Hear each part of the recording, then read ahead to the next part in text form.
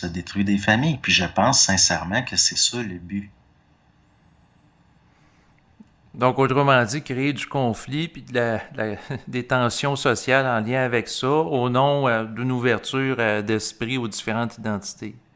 Ben oui, puis c'est plus de l'ouverture de... C'est comme si on t'expliquait que on va tout virer collectivement schizophrène, puis c'est bon, ça. L'ouverture de l'esprit, à un moment donné, ça devient... C'est parce qu'il n'y aura plus rien de solide, là. Il y aura plus... Premièrement, un enfant, il faut qu'il se sente en sécurité parce que son identité est naissante, justement. Il est en train de se construire. C'est pas le temps d'être dans une espèce de vague. C'est comme du chaos, là. On s'en Hum. va vers du chaos. C'est pas au niveau. Ça peut être sécurisant au niveau de l'ego subjectif. Mais pour ce qui est de toutes les autres structures, c'est très insécurisant.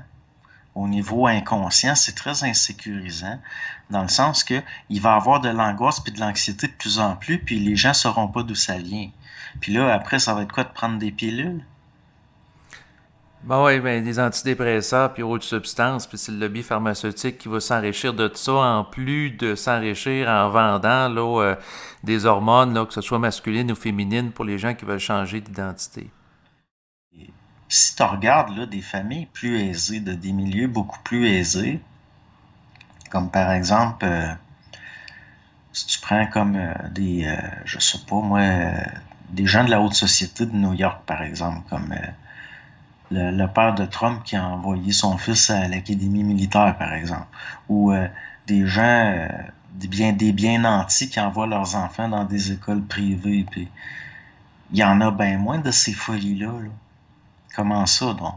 Dans ces familles-là, ils vont être moins portés à prendre ça au sérieux, ces choses-là.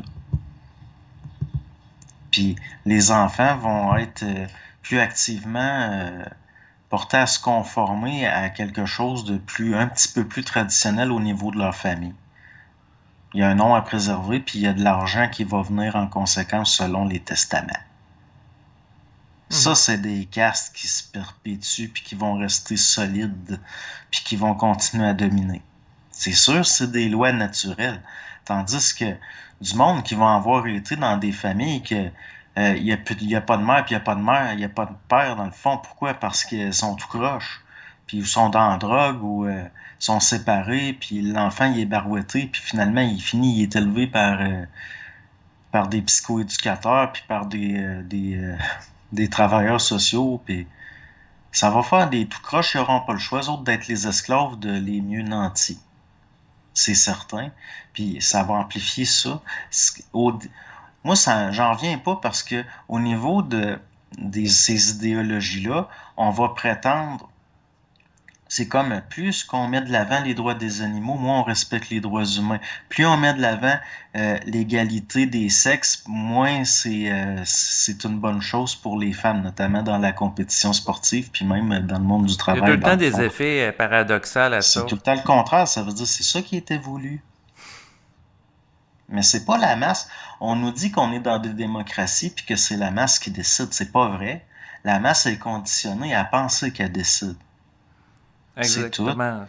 Puis Ben, on c'est est ça l'affaire de hypnotisé l'éducation. à croire ça.